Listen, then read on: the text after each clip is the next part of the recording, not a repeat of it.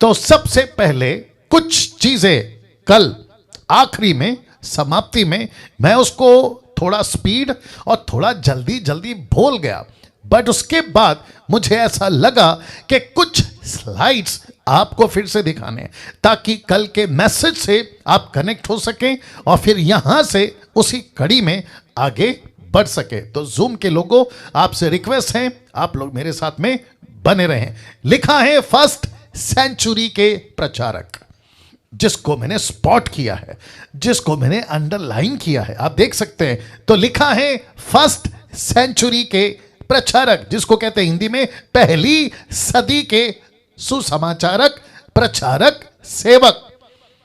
किसका प्रचार करते थे? Question mark. किसका प्रचार करते थे? तो लिखा है नीचे में, देख लीजिए, यहां पे लिखा है किंग का और किंगडम का। वाव वापस आते हैं, लिखा है किंग का और किंगडम का। तो इसका मतलब है कि पतरस, यहां तक कि यीशु जी, उसके बाद आपके फिलिप, उसके बाद स्टीफन, उसके बाद पौलुस, यहां तक कि पौलुस के जितने भी डिसाइपल्स, वो चाहे तिमोथी हो, टाइटस हो, सिलास हो, बरनबास हो या पहली सदी की कलीसिया, इन सभी को पता था कि हमको पृथ्वी पे यीशु का प्रचार करना है और उसके राज्य का प्रचार करना है। तो यीशु और उसका राज्य, आई होप आप लोग समझ रहे हैं, रिपीट करता हूं, यीशु और उसका राज्य। यीशु कौन है? दुल्हा। उसका राज्य क्या है? उसकी दुल्हन। यीशु कौन है? शेपर्ड। और उसकी किंगडम क्या है? उसकी शीप। यीशु कौन है? सर। उसका किंगडम कौन है? उसका दह। क्या बात है, ताली बजनी चाहिए थी। तो जिसके चलते यीशु का प्रचार और उसके किंगडम का प्रचार, जिसको कहते हैं, इस हफ्ते का टॉपिक है एक्लेसिया, जिसको कहते हैं इंग्लिश में चर्च, जिसको हिंदी में कहते हैं कलीसिया, इस विषय पे आपके बीच में बात करने जा रहा हूं। तो लिखा है पहली सदी की कलीसिया किसका प्रचार करती थी? तो इस दोनों का प्रचार करती थी। नाउ पास्टर डैनियल कैसे बोल सकते हैं? लीजिए कुछ वचन रख रहा हूं। लिखा है the book of Acts chapter 8 verse 12, प्रेरितों की किताब 8:12। लिखा है परंतु जब उन्होंने फिलिप्पुस की प्रतीति की, किसकी? लिखा है फिलिप्पुस, इंग्लिश में फिलिप, उसकी प्रतीति की। किस चीज की प्रतीति? उसके प्रचार की। किसकी? उसके वचन की। किसकी? जो यीशु ने कहा था कल, उसने कहा था कि ये मेरा वचन सुनकर जो ऐसे हैं वे भी आएंगे। और फिलिप्पुस कहां प्रचार कर रहा है? सामरिया के गांव में। यीशु ने कहा जब पवित्र आत्मा आएगा, यहूदिया, यरूशलेम, यहूदिया, समरिया, पृथ्वी के छोर तक। तो फिलिप्पुस पहुंचा समरिया में और वहां प्रचार कर रहा है किसका? लिखा है परमेश्वर के राज्य का। वाव लिखा है परमेश्वर के राज्य का वह प्रचार कर रहा है। मैं फिर पूछना चाहूंगा, सबको मेरी आवाज ठीक से आ रही है? जी शुक्रिया। लिखा है परमेश्वर के राज्य का, दूसरा यीशु के नाम का। तो लिखा है तब, माफ करें, परंतु जब उन्होंने फिलिप्पुस की प्रतीति की जो परमेश्वर के राज्य का और यीशु के नाम का सुसमाचार सुनाता था, तो लिखा है लोग, क्या पुरुष क्या स्त्री, सबने बपतिस्मा लिया। बपतिस्मा का मतलब है they gave their life to Jesus. बपतिस्मा का मतलब है संसार को छोड़ दिया। बपतिस्मा का मतलब है they dedicate their life to Jesus. बपतिस्मा का मतलब है उन्होंने कहा कि संसार को ना और यीशु को हाँ, संसार को ना और यीशु को हाँ। क्या बात है दोस्तों, ना बहुत ध्यान से सुनिए, यूट्यूब के लोगों, आपसे भी बात करता रहूंगा। यीशु का राज्य, माफ करें, परमेश्वर का राज्य और यीशु के नाम का प्रचार, ये थी इनकी टॉपिक। ये होती थी फिलिप की टॉपिक, ये होती थी यीशु की टॉपिक, ये होती थी पतरस की, पौलुस की टॉपिक। क्या बात है ना। फिलिप परमेश्वर के राज्य का प्रचार करता था। पास्टर डैनियल जब ओरिजिनल मैन्युस्क्रिप्ट लिखा गया था, जिसको कहते हैं यूनानी भाषा, ग्रीक में, तो क्या ऐसे कुछ लिखा है जिसको कहते हैं राज्य? आपके बीच में कल रखे थे। अब क्योंकि कल आखिरी था, समाप्ति पे था, मैंने उसको ठीक से नहीं रखा, बट आज रखना चाहूंगा। इसको मैंने जूम किया है, मैंने इसको हाईलाइट किया है। तो बीच का ये वही शब्द है जहां लिखा है concerning the kingdom of God, एक तरफ ये वाला, फिर उस तरफ आप देख सकते हैं इसने जीसस का and the name of Jesus Christ they were baptise man both and women. तो यीशु का राज्य, माफ करें, परमेश्वर का राज्य और यीशु के नाम का प्रचार, जिसके चलते आपको दिखा देता हूं जो अभी रखा था कि परमेश्वर का राज्य और यीशु के नाम का प्रचार। तो एक प्रीचर को 21st सेंचुरी में क्या क्या प्रचार करना है? यीशु का। दूसरा क्या प्रचार करना है? उसके राज्य का। क्या बात है!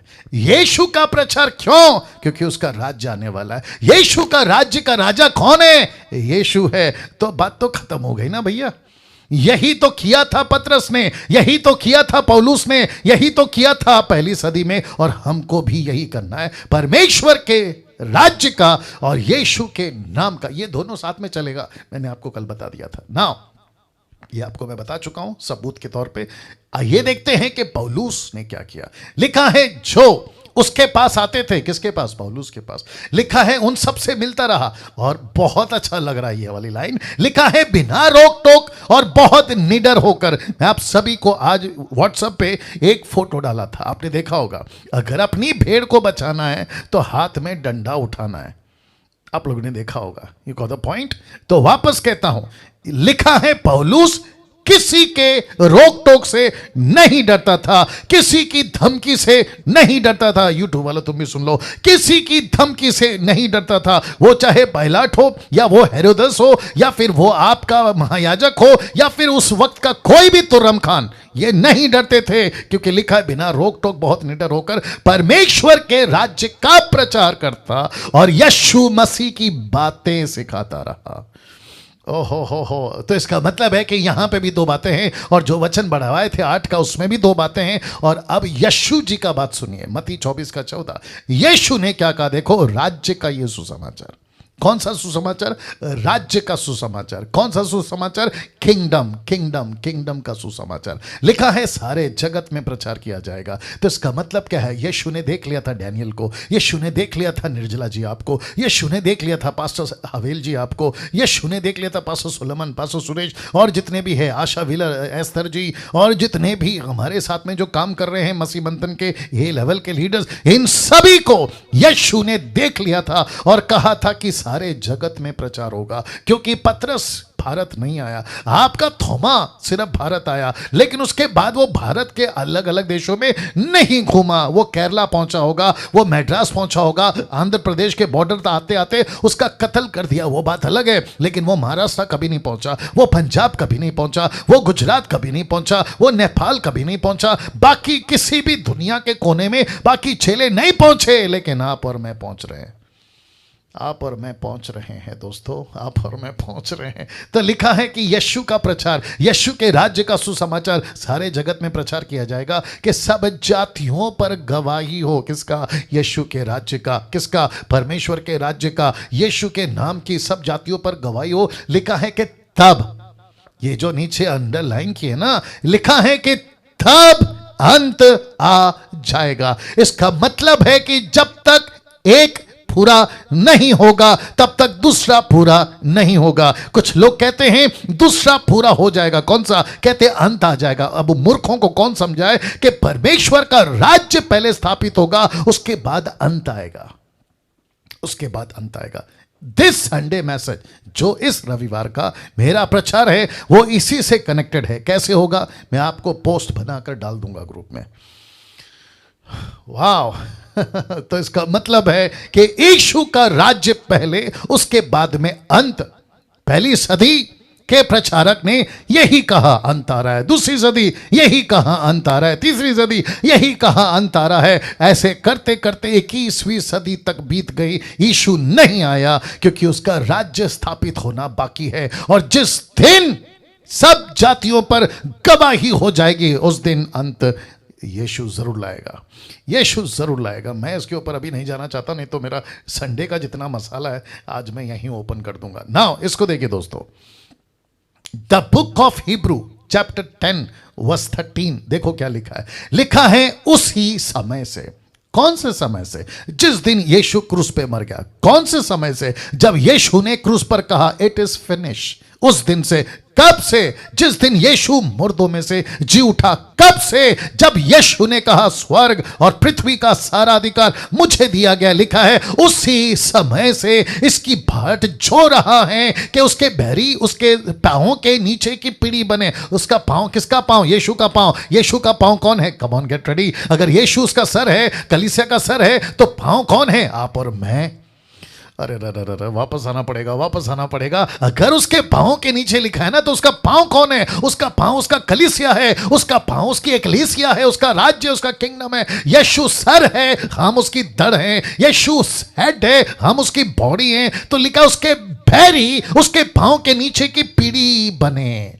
लिखा है बहुत जल्द शांति का परमेश्वर शैतान को तुम्हारे, अब कंफर्म हो गया, तुम्हारे पांव से शीघ्र कुचलवा देगा। हमारे प्रभु यीशु मसीह का अनुग्रह तुम पर होता रहे। तो किसके पांव के नीचे आने का वेट हो रहा है? किसके पांव के नीचे? Come on, get ready, excited हो जाओ। आपकी जो स्पिरिट है ना, वो आज आपको हिला देगी। ऐसी बातें आज आपके बीच में रखने जा रहा हूं। लिखा है कि उसके पांव के नीचे का वेट हो रहा है। शत्रु उसके पांव के नीचे आ जाए, वेट हो रहा है। शांति का परमेश्वर शैतान को तुम्हारे पांव से कुचलवा देगा, ऐसा उसका वेट हो रहा है। और लिखा है कि बहुत जल्द होगा। क्यों? जब तक ये नहीं होगा उसका राज्य का सुसमाचार, तब तक एंटी क्राइस्ट शो अप नहीं करेगा। एंटी क्राइस्ट को कोई रोक रहा है। पहला थिस्सलुनीके 2 अध्याय वचन 6-7 से आगे कहता है उसको कोई रोक रहा है। उसको कौन रोक रहा है? यही सुसमाचार रोक रहा है। एक रोकने वाली वस्तु है, उसको कौन रोक रहा है? यह पवित्र आत्मा का मिशन उसको रोक रहा है। और जिस दिन सुसमाचार का काम, जिस दिन उसके राज्य का सुसमाचार का काम पूरा होगा, शत्रु हमारे पांव के नीचे, शैतान आपके पांव के नीचे। और मैंने कल रखा था कि क्राइस्ट एंड चर्च, रिपीट करता हूं, Christ and church both are one, both are one. क्या गजब की बात है, ये दोनों एक ही है। यीशु सर है, आप और मैं उसकी देह, बॉडी। यीशु हेड है, आप और मैं उसकी बॉडी। यीशु मसीह दाखलता है, आप और मैं डाली। यीशु मसीह बड़ा पास्टर है, आप और मैं उसकी भेड़ें। यीशु मसीह सब कुछ है। और लिखा है कि उसने हमको अपने साथ में जोड़ा है। Christ and church both are same, both are one. Now इफिसियों 1:23 क्या कहता है? देखो, यह उसकी देह है और उसकी परिपूर्णता है। मैंने आपको कल बताया था, यह उसकी देह है और उसकी परिपूर्णता है। मुझे नहीं पता आपकी क्या हालत हो रही है, लेकिन जब मैं स्लाइड बना रहा था कल से लेकर अभी तक में, मेरी हालत खराब है कि परमेश्वर कैसी कैसी बातें तू बताता है, कैसे कैसे वचन तूने रखे हैं प्रभु जी, जो मनुष्य को लूसीफर ने अभी तक अंधा करके रखा है। वो तेल पानी के ही चक्कर लगा रहे, रुमाल कपड़े के ही चक्कर लगा रहे, लेकिन असली मटन नहीं खा रहे हैं, असली मटन नहीं खा रहे हैं। और जिसके चलते परमेश्वर ने डीटी में मुझको और आपको यह अनुग्रह दिया कि आप और हम इन बातों को सीख सकें। इफिसियों की किताब उसका 5:27 देखो क्या लिखा है। उसे एक ऐसी तेजस्वी कलीसिया बनाकर, किसको? इसको ये चित्र देख लो, ये चित्र देख लो, ये लड़की, ये कलीसिया, ये दुल्हन, यीशु मसीह की ब्राइड, इसको कहता है। देखो क्या लिखा है, लिखा है उसे एक ऐसी तेजस्वी कलीसिया बनाकर। तेजस्वी का मतलब समझते हैं रोशनीदार, मतलब समझते हैं यीशु की रोशनी से। मूसा के चेहरे पे किसकी रोशनी थी? परमेश्वर की। कलीसिया पे किसकी रोशनी आएगी? कम ऑन गेट रेडी, यीशु की। क्या बात है, क्या बात है। लिखा है मूसा का चेहरा नहीं देख सके क्योंकि परमेश्वर की रोशनी थी उसके ऊपर, और उससे कहा था कपड़ा डाल दे, हमसे बात करना। लेकिन यीशु कहता है मैंने कपड़ा फाड़ दिया है, अब कपड़ा डालने की जरूरत नहीं है क्योंकि मेरी रोशनी नहीं, मैं खुद तुम्हारे अंदर आ गया हूं। लिखा है उसे एक ऐसी तेजस्वी कलीसिया बनाकर अपने पास खड़ी करे। किसके पास? ब्रैकेट में यीशु। फेसबुक यूट्यूब वालों बड़े ध्यान से सुनिएगा, लिखा है अपने पास खड़ी करे। किसके पास? यीशु के पास। तो इसका मतलब है दुल्हन किसके पास खड़ी होनी चाहिए? यीशु के पास। यीशु कौन है? हमारा दुल्हा। हम कौन है? उसकी दुल्हन। तो Jesus Christ, get ready, get ready, get ready. लिखा है जिसमें ना कलंक, ना झुर्री, ना कोई ऐसी वस्तु हो, वरना पवित्र हो, निर्दोष हो। इसका मतलब है कि जितना पवित्र यीशु है कलीसिया होनी चाहिए, जितना यीशु मसीह साफ है उतना कलीसिया होनी चाहिए, जितना यीशु पावरफुल है उतनी कलीसिया पावरफुल होनी चाहिए। और जिसके चलते पौलुस कहता है कि मैं तुमको बता दूं कि तुम कौन हो, तुम यीशु की कलीसिया हो, तुम यीशु की कलीसिया हो, तुम यीशु की कलीसिया हो। Come on get ready. सुनो सुनो सुनो, इस बात पे ध्यान दीजिए। मुझे नहीं पता देवा देवा दिवा दिवा आप क्या लिख रही हैं, क्या पन्ना पलट रही हैं, आपका फोकस यहाँ होना चाहिए सिस्टर। आपको पीडीएफ में सब मिलेगा, लेकिन ये जो पंच लाइन दे रहा हूँ ना, अगर आप लिखते बैठोगे तो दिक्कत हो जाएगी। प्लीज़, बहुत मेहनत के साथ आप लोग के पास आता हूँ। वाह, लिसन लिसन लिसन। किस ओके, अलग तरीके से आता हूँ। ऐसे सोचिए कि आप किसी कपल्स मतलब किसी मैरिज फंक्शन में गए, क्या कहते हैं उसको, शादी का पार्टी जिसको कहते हैं, अभी अभी शादी हुई है और आप वहाँ पर गए, रिसेप्शन, याद आ गया रिसेप्शन। आपको कैसे लगेगा कि दूल्हा एकदम टिप टॉप मजबूत हाई फाई कपड़ा सूट बूट के साथ में, और उसकी दुल्हन फटे कपड़े, बदसूरत, मतलब बहुत गंदी, कैसा लगेगा? प्लीज बताइए। आप सबसे पहले जाते ही किसको पकड़ोगे? आप जाते ही उस दुल्हे को पकड़ोगे। तूने किसको खड़ा कर लिया बगल में, तूने किसको पास में खड़ा कर लिया? इसलिए पौलुस कहता है उसे कैसी तेजस्वी कलीसिया बनाकर, जरा शब्द पे ध्यान दीजिए, लिखा है अपने पास खड़ी करे, अपने साथ खड़ी करे। किसके? यीशु के पास खड़ी करे। कैसी कलीसिया? लिखा है न कलंक हो, न झुर्री हो, न कोई वस्तु पवित्र वस्तु हो, वरना पवित्र हो और निर्दोष हो। इसका मतलब है, कम ऑन गेट रेडी, क्या करूं क्या करूं, सुनो सुनो सुनो सुनो। यीशु को कैसे बताऊं? तैयार हैं आप लोग? इसको ले लो, इसको ले लो। व्यवस्था कहती है कलीसिया को, तू तब तक पवित्र नहीं है जब तक तू खुद कुछ नहीं करती। यीशु आकर कहता है कलीसिया तुझे कुछ नहीं करना है, क्योंकि सब कुछ मैंने कर दिया है, तो मेरी पवित्रता में पवित्र है। See the difference? तो व्यवस्था अलग है और यीशु अलग है। इसलिए रोमियो की किताब 7 का 1 मैंने नहीं रखा, लिखा है जब तक पहला पति जिंदा है दूसरे से शादी नहीं कर सकती। अगर पहला पति मर जाए तो वो दूसरे से शादी कर सकती है। पौलुस का कनेक्शन, पौलुस का कॉन्टेक्स्ट, पौलुस की बातें यही थी। व्यवस्था पुराना पति, अनुग्रह नया पति। व्यवस्था पुराना आदम, अनुग्रह नया आदम। बीच में कौन है? आप और मैं। बीच में कौन है? कलीसिया। अब इसको सुनो, व्यवस्था ने कलीसिया को गरीब बना दिया, व्यवस्था ने कलीसिया को कर्जदार बना दिया, व्यवस्था ने कलीसिया को डरपोक बना दिया, व्यवस्था ने कलीसिया को वीक, कमजोर, पापी, सब कुछ बना दिया। लेकिन जब दूसरा दूल्हा आया, क्योंकि पहला पति मर गया, दूसरा पति आया, और जब दूसरा पति आया, बहुत ध्यान से सुनना, तो उसने ना सिर्फ कर्जे माफ किए, ना सिर्फ पवित्र किया, ना सिर्फ अपने आप को हमको दे दिया, बल्कि कहता है कि जितनी प्रॉपर्टी मेरी है ना, उतनी सारी प्रॉपर्टी तुम्हारी है। जो बाप ने मुझे दिया था ना, वो सब मैं तुम्हें दे रहा हूं। और उसी के चलते, बहुत ध्यान से सुनना, एक ऐसा कल्चर है, जब लड़की शादी करती है तो उसके पति का नाम आता है और पिता का नाम चला जाता है। तो वो अंगूठी पहनती है, तो कोई सहेली पूछती है ये अंगूठी का मतलब क्या है, तो कहती मेरी शादी हो गई। तो इसका मतलब क्या है? कहते हैं जो पति का मेरा हो गया। माय गुडनेस, जो पति का है वो मेरा हो गया। तो यीशु का दास जिसका नाम है पौलुस, कहता है ऐसी तेजस्वी कलीसिया बनाकर अपने पास खड़ी करे, जिसके साथ लिखा है यीशु के पास खड़ी करे, और लिखा है कलंक नहीं होगा, झुर्री नहीं होगी, कोई वस्तु नहीं होगी, बल्कि पवित्र होगी, निर्दोष होगी, और साथ ही साथ ऐसी पावरफुल होगी। देख लो देख लो देख लो, ऐसी पावरफुल होगी कि शत्रु उसके पांव के नीचे होगा, शैतान उसके पांव के नीचे होगा। इसका मतलब क्या है? यीशु मसीह क्या बनाना चाहता है कलीसिया को? पावरफुल। यीशु कलीसिया को क्या बनाना चाहता है? तगड़ा। यीशु क्या बनाना चाहता है? हिम्मत वाला। यीशु क्या बनाना चाहता है? ऐसी शक्तिशाली कलीसिया, पृथ्वी पे जागृत घूमती फिरती। जैसा यीशु था वैसा कलीसिया पृथ्वी पर घूमना चाहिए। वाह। अब इसको देखिए, इसको देखिए, इसको देखिए, इसको देखिए। 2 कुरिन्थियों 11:2 लिखा है क्योंकि मैं तुम्हारे विषय में ईश्वरीय धुन। किसके विषय में? कलीसिया। किसके विषय में? परमेश्वर का राज्य। परमेश्वर का राज्य कौन है? उसकी कलीसिया। लिखा है ईश्वरीय धुन लगाए रहता हूं, इसलिए कि मैंने एक पुरुष, ब्रैकेट में जीसस मैंने डाला है, लिखा है इसलिए कि मैंने एक पुरुष से तुम्हारी बात लगाई है। जिसको कहते हैं एंगेजमेंट, जिसको कहते हैं सगाई, जिसको कहते हैं आपकी बातचीत हुई है, रिंग चेंज हुआ है। अभी तो सिर्फ रिंग चेंज हुआ है, अभी तो सिर्फ बात हुई है, लेकिन बहुत जल्दी शादी होगी।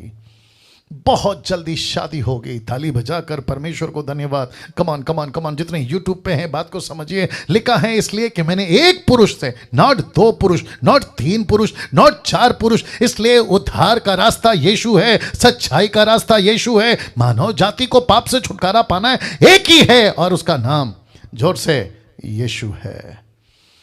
यीशु है। तो लिखा है इसलिए एक पुरुष से बात लगाइए, तुम्हारी बात लगाइए, एंगेजमेंट। अब इसको देखो कि तुम्हें पवित्र कुंवारी की नाई मसीह को सौंप दूं। किसकी नाई? पवित्र कुंवारी की नाई। तो कलीसिया क्या है? यीशु की कुंवारी। कलीसिया क्या है? यीशु जिससे शादी करने वाला है। कलीसिया का राज्य, परमेश्वर का राज्य मतलब कलीसिया। कलीसिया यीशु मसीह की किंगडम, यीशु की कैबिनेट। समझ में आ गया? तो लिखा है कि उसे पवित्र कुंवारी की नाई मसीह को सौंप दूं। क्यों? क्योंकि प्रकाशित वाक्य 21 का 2 देख लो, लिखा है फिर मैंने पवित्र नगर एक्लीसिया, ब्रैकेट में पवित्र नगर एक्लीसिया, जिसको कहते हैं नया यरूशलेम, को परमेश्वर के स्वर से परमेश्वर के पास उतरते देखा। कौन सा अध्याय? 21वां अध्याय। कहां उतरेगी? जब सब कुछ खत्म हो जाएगा। इसी पृथ्वी के ऊपर, इसी पृथ्वी के ऊपर, लेट मी रिपीट अगेन, इसी पृथ्वी के ऊपर पुराना आकाश, पुरानी पृथ्वी चादर की नाई लपेट दी जाएगी और परमेश्वर का नया यरूशलेम इसी पृथ्वी पर फिर उतरेगा। अपोक्लिप्टिक की बातें हैं, चिन्ह की बातें हैं, दृष्टांत की बातें हैं, उदाहरण की बातें हैं। यीशु हमको, आपको कहता है तुम मेरा नया यरूशलेम हो। वाह! और लिखा है उसे दुल्हन के समान थी जो अपने पति के लिए श्रृंगार किए हुए है। अपने पति के लिए श्रृंगार किए हुए है। वाह! तो कैसा प्रचार किया था पहली सदी ने? तो पहली सदी की कलीसिया के प्रचारकों ने कैसा प्रचार किया था? 2 विषय पर प्रचार किया था। एक, यीशु का सुसमाचार। दूसरा, एक्लीसिया को तैयार करने का प्रचार। अब आपको कॉन्सेप्ट समझ में आ गया? अब यहां से बढ़ेगी हमारी डेप्थ, गहराई। वचन कहता है यशाया 8 का 20, the book of Isaiah chapter 8 verse 20 कहता है व्यवस्था और चितौनी ही की चर्चा किया करो। व्यवस्था की चर्चा कर, चितौनी की चर्चा कर। ये यशाया कौन है? जिसको कहते 3 मेजर प्रॉफिट में से एक। मैं फिर कहता हूं, 3 मेजर प्रॉफिट में से एक जिसने सबसे ज्यादा यीशु की प्रोफेसी करी, इसका नाम है यशाया। तो यशाया कहता है कि जिसका दुल्हा, उसकी दुल्हन, जो दुल्हन है वो एक राज्य है और उस राज्य पे जो प्रचारक हैं उनको कहता है व्यवस्था की चर्चा कर, चितौनी की चर्चा कर। क्यों? यदि वे लोग इन वचनों के अनुसार नहीं बोलेंगे तो लिखा है उनके लिए पौना फटेगी। इंग्लिश में लिखा है light will not shine upon them. इसका मतलब है लाइट कौन है? यीशु। रोशनी कौन है? यीशु। जगत की रोशनी कौन है? यीशु। यीशु कहता है कि मैं नहीं आऊंगा उनके पास। दूसरे शब्दों में, ऐसी दुल्हन, ऐसी कलीसिया जो मेरी, जीसस क्राइस्ट, जो मेरी पत्नी बन सकती है, अगर व्यवस्था नहीं सिखाया, उनको वार्निंग नहीं दी, उनको तैयार नहीं किया, तो उनके लिए पौना फटेगी। जो प्रचारक हैं उनके लिए पौना फटेगी। इसका मतलब है हम सभी को यीशु की व्यवस्था और यीशु की चेतावनी, वार्निंग देते रहना है, देते रहना है, देते रहना है, सिखाते रहना है, सिखाते रहना है। यस और नो, यस और नो, यस और नो। नाउ एक छोटा सा एग्जांपल आ रहा है, अभी आ रहा है, दे देता हूं। आपको पता है भारत सरकार या किसी भी कंट्री की सिपाही या सोल्जर, जब वहां की गवर्नमेंट उसको बंदूक, कम ऑन गेट रेडी, उसको जब बंदूक उसके हाथ में देती है तो उसको क्या कहती है? रिलैक्स रहो या सतर्क रहो? कभी सोचा है आपके हाथ में क्या है? वो बंदूक में 6 गोली। आपके हाथ में देख लो फोटो, आपके हाथ में जो बाइबल है ना, उसमें 66 गोली, उसमें 66 गोली। जब 6 गोली की बंदूक को देखकर सरकार कहती है सतर्क रहो, होशियार रहो, जागते रहो, बॉर्डर पे घूम रहे हो, बैटल ग्राउंड पे घूम रहे हो, कॉफी नहीं पी सकते, लूडो नहीं खेल सकते, आप जो है ना पिकनिक नहीं जा सकते, आप ऐसा वाला यॉर्निंग नहीं कर सकते। आपको सतर्क रहना है, सतर्क रहना है, सतर्क रहना है। और ऐसा क्यों रहना है? क्योंकि चारों तरफ शत्रु है, चारों तरफ शत्रु है, चारों तरफ शत्रु है। राइट लोकेश भाई? वाह, सी दैट। एस्थर जी कैसा लग रहा है? Amazing, amazing. तो इसका मतलब है कि मुझे आप लोग क्यों सुनते हो, और जब से सुनते हो तो आपको क्या लगता है? पास्टर डैनियल, आपके मुंह से आशीष का प्रचार कम, चमत्कार का प्रचार कम, मोटिवेशनल की बातें कम। आप हमेशा सतर्क रहो, होशियार रहो, जागते रहो, ऐसा प्रचार क्यों करते हैं? भैया मैं नहीं कर रहा हूं, मुझसे कोई करवा रहा है। मेरे से कौन करवा रहा है? अभी मैं रखूंगा जो मेरे अंदर पवित्र आत्मा है। हम कैसे बोल सकते हैं यशाया 1:4-5 याद करें, याद रखें। आइज़ाया 1:4-5, चैप्टर 1 वर्स 4-5 लिखा है, ऊपर से लेके नीचे तक तुमको घाव है, ऊपर से लेके नीचे तक तुमको चोट है, ऊपर से लेके नाखून के पैर के नाखून तक कुछ भी ठीक नहीं है। तो मैं तुमको शक्कर कैसे खिला सकता हूँ? मैं तुमको मीठा कैसे खिला सकता हूँ? तुमको तो इलाज की ज़रूरत है, तुमको तो दवाई की ज़रूरत है, तुमको तो इंजेक्शन की ज़रूरत है, तुमको तो काढ़ा की ज़रूरत है। और यह ना बात समझ में, ऐसे मरीज हैं और ऊपर से कहते हैं कि हमको डॉक्टर अच्छा नहीं मिला। हद हो गई। कहते हैं हमको प्रचारक अच्छा नहीं मिला। हद हो गई। बोला कौन सा डॉक्टर मिला, कौन सा प्रचारक मिला? बोला वही जो हमेशा काढ़ा खिलाता है, वही जो हमेशा दवाई खिलाता है, इंजेक्शन लगाता है। अब उसको कौन समझाए? तो ऊपर से लेके नीचे तक तेरे को बीमारी है बेटा, पहला बीमार से ठीक हो जा। वाह, कैसा लग रहा है दोस्तों? अब इसको देखिए, 2 कुरिन्थियों 11:2-3 देखिए क्या लिखा है। लिखा है, क्योंकि मैं तुम्हारे विषय में ईश्वरीय धुन लगाए रहता हूं। क्यों सतर्क रहना है? क्यों चेतावनी की बातें करना है? रख रहा हूं। तो ईश्वरीय धुन लगाए रहता हूं। लिखा है, इसलिए कि मैंने एक पुरुष से तुम्हारी बात लगाई है कि तुम्हें पवित्र कुंवारी की नहीं सौंप दूं। लेकिन यहां नहीं रुकता, आगे कहता है, परंतु मैं डरता हूं, परंतु मैं डरता हूं। मेरी इच्छा है कि तुम्हारी शादी हो जाए, मेरी इच्छा है कि सब कुछ ठीक हो जाए, मेरी इच्छा है कि कलीसिया बिल्कुल परफेक्ट चलती रहे और हम बिल्कुल रिलैक्स रहें। लेकिन नहीं रह सकते रिलैक्स, नहीं रह सकते संतुष्ट, नहीं रह सकते आराम से लूडो कॉफी पीते हुए। लिखा है, कोई है जिसका डर पौलुस को था। लिखा है, परंतु मैं डरता हूं। एरो देख लो, ऊपर एक एरो, नीचे एक एरो। ऊपर का कनेक्शन नीचे के साथ में क्यों है? लिखा है कि जैसे सांप ने अपनी चतुराई से हवा को बहका दिया, वैसे ही तुम्हारे मन उस सिद्धाई और पवित्रता से जो मसीह के साथ होनी चाहिए कहीं भ्रष्ट ना हो जाए। इसका मतलब क्या कह रहा है पता है? मैं तो चाहता हूं कि तू कुंवारी रहे, मैं तो चाहता हूं कि तू तेजस्वी कलीसिया बने, मैं तो चाहता हूं कि तू ईश्वरीय धुन में रहे, मैं तो चाहता हूं कि तेरी मंगनी जिससे हुई उससे शादी हो। लेकिन मैं डरता हूं कि कहीं ये उल्टा ना हो जाए, मैं डरता हूं कि कहीं कलीसिया भ्रष्ट ना हो जाए, मैं डरता हूं कि कहीं पे दुल्हन यीशु की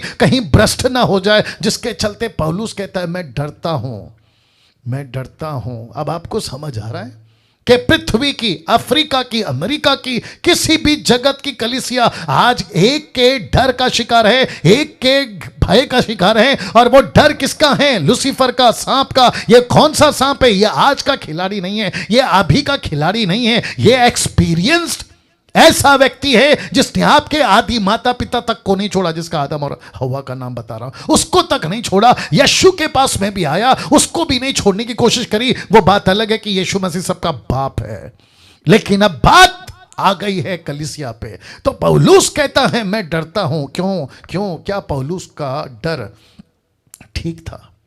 क्या पौलुस का ये डर ठीक था? जवाब है yes, yes, yes, yes, yes. अब सुनो, जितने पास्टर्स मुझे देख रहे हैं, आपको आपके चर्च का डर होना चाहिए। यस, पास्टर रमन, आपको आपके चर्च का, आपके लोगों का, आपके ग्रुप का डर होना चाहिए। Yes, pastor Suresh, pastor Solomon, pastor हवील, सिस्टर निर्जला और जितने भी आप लोग पास्टर्स लीडर्स काम कर रहे हैं जो यूट्यूब पे भी मुझे देख रहे हैं, इन सब को क्या यीशु की कलीसिया का ऐसा डर जैसे पौलुस को था, क्या आपको होना चाहिए? जवाब है yes, yes, yes, yes, yes. ऐसा डर क्यों? अब इसका कनेक्शन देखो, ऐसा डर इसलिए, मत्ती 15:13, मैथ्यू 15:13 क्या कहता है देखो, लिखा है उसने उत्तर दिया, किसने? यीशु ने, ब्रैकेट में लिखा है उसने उत्तर दिया, हर पौधा, मैनी लीडर्स, हर पौधा मतलब बड़े कई लीडर्स, मैनी लीडर्स, बहुत सारे अगुवे, लिखा है हर पौधा, बहुत ध्यान से सुनना, जो मेरे स्वर्गीय पिता ने नहीं लगाया। क्यों? क्योंकि ये लोग कौन हैं जो नहीं लगाए? ये शैतान के लीडर्स हैं। लिखा है उखाड़ दूंगा, लिखा है अपरूट कर दूंगा, लिखा है मैं उसको प्लग कर दूंगा, आउट कर दूंगा, लिखा है कि मैं उसको अपने खेत से, अपनी स्वर्ग से, अपने पुस्तक से उसका नाम निकाल दूंगा, from the body of Christ, उखाड़ दूंगा। तो हर पौधा, ऐसा लीडर जो मेरे स्वर्गीय पिता ने नहीं लगाया, तो फिर किसने लगाया? शैतान ने लगाया। लिखा है उसका लीडर कहां लगाया? कलीसिया में। इसका मतलब है पौलुस कहता है मैं डरता हूं। अब कनेक्शन लीजिए, आ गई बात समझ में? वाह देखिए देखिए देखिए, सोचो जरा, एक सेकंड दीजिए। Wonderful Jesus. यूट्यूब के लोगों, बात आ रही है ना समझ में? ये है एंगल। इसका डर का कारण यहां है। तो यीशु अपनी पुस्तक में, यीशु अपनी स्टेटमेंट में मत्ती 15:13 में यह कह गए कि वो हर पौधा, जिसको कहते हैं मैनी लीडर्स, बहुत सारे अगुवे, हर पौधा मेरे पिता ने नहीं लगाया। किसने लगाया? शैतान ने। जिसको कहते हैं शैतान का लीडर, मैं उसको उखाड़ दूंगा। शब्द समझते हैं? मैं उसको उखाड़ दूंगा। दूसरे शब्दों में, मेरी कलीसिया में ऐसा किसी प्रकार का लीडर आकर अपना पेड़ नहीं लगाएगा, नहीं लगाएगा। मैं उखाड़ दूंगा। कैसे उखाड़ेंगे पास्टर डैनियल? लिखा है वचन को सुनाने वाला कैसा है? वचन को सुनाने वाला कैसा है? दूसरे शब्दों में, कैसा है ये जानना बहुत जरूरी है। आप वचन जो सुनाते हैं ना, किसको? मसीह की देह को। वचन कौन सुना रहा है? कैसा सुना रहा है? तो वचन सुनाने वाला कैसा है, कैसा है, ये जानना बहुत जरूरी है। क्योंकि आज मसीह मार्केट में देख लीजिए, उखाड़े हुए पौधे बहुत घूम रहे हैं। माय गुडनेस, आपने पॉइंट समझा? मसीह मार्केट में, मसीह की देह में उखाड़े हुए पौधे, जिसको परमेश्वर ने ऑलरेडी उखाड़ दिया है, वो क्या बनकर घूम रहे हैं? कलीसिया के अगुवे, कलीसिया के पास्टर, कलीसिया के बिशप, एवेंजलिस्ट, पोस्टल, क्या कहते हैं, दुनिया भर की टाइटल लगाकर घूम रहे हैं। कहां? मसीह मार्केट में, जिनको प्रभु कहता है मैं उखाड़ दूंगा। तो ये उखाड़े हुए पौधे, इसलिए लिखा है वचन को सुनाने वाला कैसा है, कैसा है ये जानना बहुत जरूरी है कि वो क्या प्रचार कर रहा है, कैसे प्रचार कर रहा है, आप कैसे सुनते हो। क्योंकि आज मसीह मार्केट में उखाड़े हुए पौधे बहुत घूम रहे हैं। कभी ऐसा भी सोचा था निर्जला जी, कभी ऐसा भी सोचा था आशा जी, कभी ऐसा सोचा था रमन साहब और जितने बाकी लोग हैं, कभी ऐसा सोचा था कि मसीह मार्केट में उखाड़े हुए पौधे बहुत घूम रहे हैं।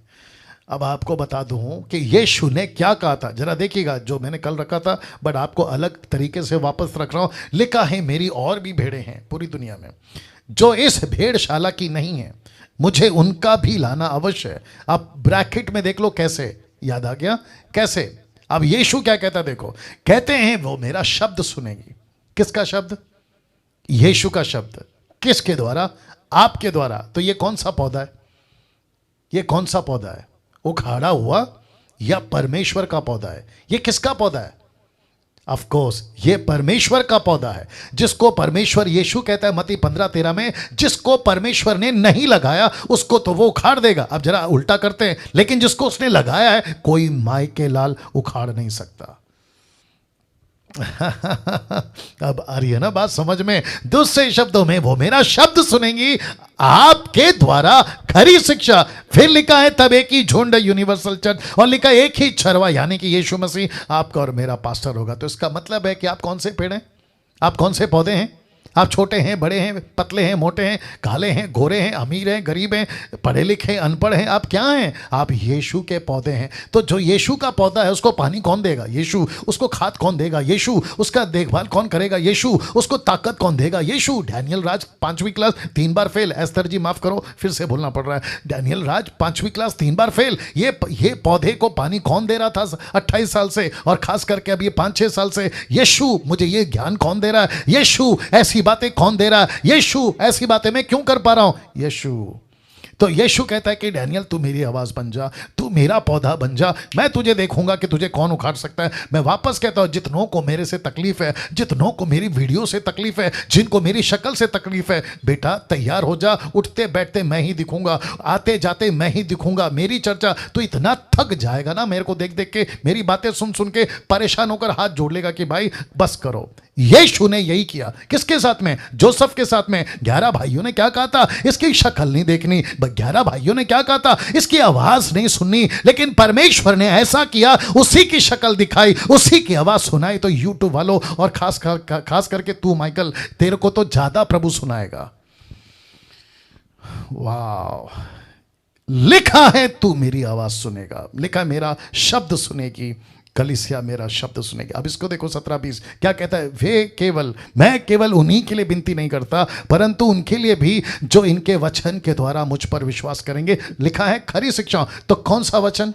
इनके वचन। इनके वचन किसके? पतरस के, तब उसके बाद फिलिप, उसके बाद एंड्रू, उसके बाद पॉल, टाइटस, तिमोती, ये सब के बाद फिर अभी कौन? आप और मैं। तो यीशु कहता है जो इनके वचन के द्वारा। तो इसका मतलब है कौन सा वचन है ये कौन सा पौधा है? यीशु का लगाया हुआ। ये कौन सा पौधा है? परमेश्वर का लगा हुआ। तो इसका मतलब है, कम ऑन गेट रेडी, मसीह मंथन कौन सा पौधा है?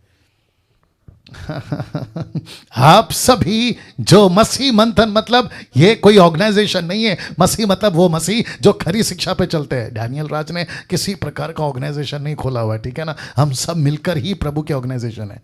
ये बात अलग है। क्या बात है! तो यीशु ने मुझको और आपको रखा है क्या बनाकर? अपना पौधा, जिसको कोई माय के लाल उखाड़ नहीं सकता। आएंगे, बीच में आएंगे, हाथी चले बाजार, कुत्ते भौंके हजार। बीच में आएंगे कुछ कुत्ते, खास करके खुजली वाले, लेकिन कुछ नहीं कर पाएंगे। तो लिखा है जो वचन के द्वारा मुझ पर विश्वास करेंगे, लिखा है खरी शिक्षाओं से, कि वे सब एक हों, वे सब एक हों। वाह! तो आपके दिमाग में पिक्चर रखो। अभी मैं खत्म नहीं किया हूं। आपके दिमाग में एक पिक्चर रखो। कौन सा प्रचार? यीशु का। कौन सा प्रचार? राज्य का। कौन सा चेतावनी, चर्चा कौन सी करनी है? किसकी वार्निंग देनी है? कलीसिया को साफ रखो, कलीसिया को पवित्र रखो। क्यों? क्योंकि पौलुस कहता है तुम्हारे एक के साथ बात लगाइए कि उसके पास में खड़ी करे। जितना पावरफुल यीशु, उतनी पावरफुल कलीसिया। लेकिन अभी कहां गए? लिखा है कौन सा पौधा। आप कौन से पौधे हैं? उखाड़े हुए नहीं। आप कौन से पौधे हैं? लगाए हुए। लेकिन मार्केट में उखाड़े हुए पौधे अभी भी घूम रहे हैं। मार्केट में उखाड़े हुए पौधे अभी भी घूम रहे हैं। महाराष्ट्र में घूम रहे, पंजाब में घूम रहे, दिल्ली में घूम रहे, कलकत्ता में घूम रहे, बंगाल में घूम रहे, नेपाल में घूम रहे, पता नहीं कहां कहां घूम रहे। इन सबको पहचानना होगा। तो एक्लीसिया को यीशु किसके हवाले छोड़कर गया था? जवाब है पवित्र आत्मा। यीशु इस पृथ्वी पे अपनी कलीसिया को किसी के हवाले छोड़ गया था, किसी की रिस्पॉन्सिबिलिटी पे छोड़ गया था। यूट्यूब वालों तुम भी देखो, लिखा है पवित्र आत्मा, होली स्पिरिट। आप लोग तैयार हैं? मैं प्रूफ देने जा रहा हूं। मैं फिर पूछ रहा हूं, आप लोग तैयार हैं? और अगर अभी तक अच्छा लग रहा है, एक अच्छी ताली बजाकर परमेश्वर को धन्यवाद। Come on. ओके, ये रहा प्रूफ। यूहन्ना की किताब 16:12, the book of John chapter 16 verse 12, लिखा है मुझे तुमसे और भी बहुत सी बातें कहनी है। नेक्स्ट कहता है परंतु अभी पतरस तू अभी, यूहन्ना तू अभी, एंड्रू तू अभी नहीं समझ सकता, नहीं सह सकता, डाइजेस्ट नहीं कर सकता। वचन तेरा, परंतु जब वह अर्थात सत्य का आत्मा आएगा। कौन? पवित्र आत्मा। लेकिन लिखा है कि जब वह अर्थात सत्य का आत्मा आएगा तो लिखा है तुम्हें सब सत्य का मार्ग बताएगा। ये देख लो, लिखा है ना मार्ग को मैंने अंडरलाइन किया, ये वाला। तो इसका मतलब है कि पवित्र आत्मा पृथ्वी पर यीशु का रास्ता दिखाने आएगा। ओहो, आप नहीं समझे अभी भी।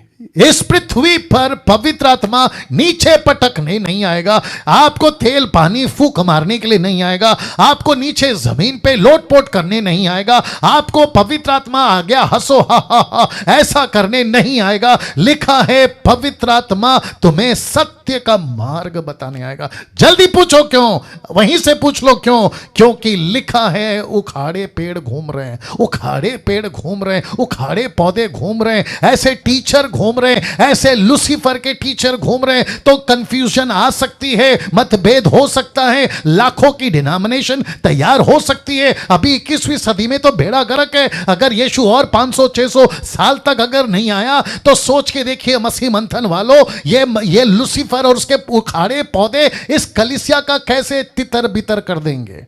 और यही मकसद है कि आपको और मुझे इस युग में खड़े होना होगा। इसलिए फोटो डाला था कि अगर भेड़िए से अपनी भेड़ को बचाना है तो हाथ में डंडा उठाना होगा, हाथ में डंडा उठाना होगा।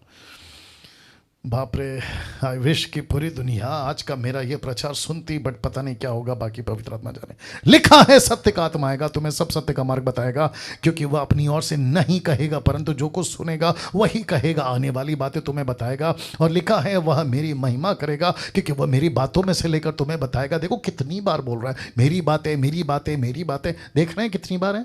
तो फोकस क्या है? पवित्र आत्मा का, यीशु की बातें। फोकस क्या है? पवित्र आत्मा का, यीशु का वचन सुनाना। फोकस क्या है? यीशु मसीह, पवित्र आत्मा का, यीशु का मार्ग दिखाना, बाकी और कुछ नहीं है। अभी इसी को देखो, लूका की किताब उसका 24 का 49, देखो क्या लिखा है। लिखा है देखो जिसकी प्रतिज्ञा मेरे पिता ने की है मैं उसको तुम पर उतारूंगा। ये जो शब्द है ना, मैं तुमको उसके ऊपर उतारूंगा। किसको उतारूंगा? पवित्र आत्मा को। किसको उतारा था? पवित्र आत्मा को। लिखा है जब तक स्वर्ग से, कहां से? स्वर्ग से, नरक से नहीं, पृथ्वी से नहीं, यहां से नहीं, वहां से नहीं, कहां से? स्वर्ग से। क्यों? क्योंकि परमेश्वर का राज्य कहां का है? स्वर्ग का।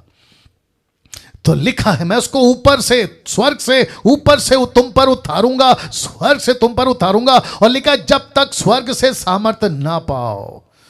ओहो हो, लिखा है जब तक सामर्थ्य ना पाओ तब तक तुम इसी नगर में ठहरे रहना। क्यों? क्योंकि तुम्हारी ताकत नहीं है बिना पवित्र आत्मा के 5 मिनट भी प्रचार करने की। बिना पवित्र आत्मा के तुम कुछ नहीं कर सकते। बिना पवित्र आत्मा के हाथ रखोगे फेल हो जाओगे। पवित्र आत्मा के बगैर सेवा करोगे दुष्ट आत्मा पकड़ लेगी, जादू टोना पकड़ लेगा, तुम्हारा सत्यानाश हो जाएगा। लेकिन जिस दिन यीशु की देह पर, यीशु की कलीसिया पर पवित्र आत्मा आ गई, मजाल है किसी की कि तुमको छू तक जाए, मजाल है दुष्ट आत्मा की जो तुमको छू तक जाए। जादू टोना कलकत्ता या फिर आपका साउथ अफ्रीका का जादू टोना क्यों ना हो, तुमको नहीं छू सकती। ऐसा लिखा है कि तब तुम सामर्थ्य पाओगे। और लिखा है जब तक नहीं आता ठहरे रहना। लेकिन वो दिन दूर नहीं थे, ऐसा बोलकर 10 दिन भी नहीं हुआ था कि पवित्र आत्मा उतर आया।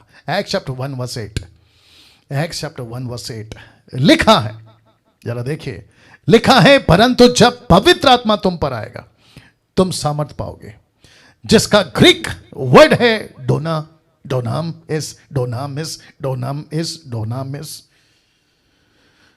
वाह, इसका मतलब क्या है पता है? डोनामिस का, जो ताकत आप में नहीं है वो ताकत पवित्र आत्मा देगा।